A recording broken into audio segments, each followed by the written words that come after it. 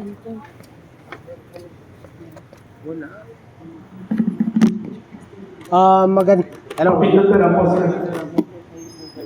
Hello, magandang umaga po sa bumubuo ng LGBTQI at sa lahat po ng mga imbitadong guest dito para po dito sa proposed ordinance under ng Quezon City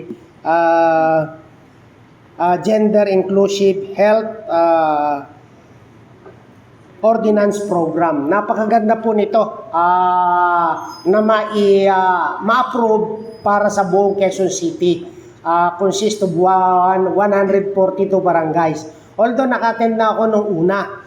So kami po ay nasa hanay po ng Philippine Therapeutic Hilot Society Incorporated. Ako po si Alex Ibulaton Jr. Kasama po ko yung founder ng Lumad Hilot na no other than Gideon Elimangco. So base po dito sa mga programa nyo po, doon sa livelihood training program ay pwede po kaming kabahagi na ma-launch po natin sa mga indigent nating mga membro sa LGBTQI.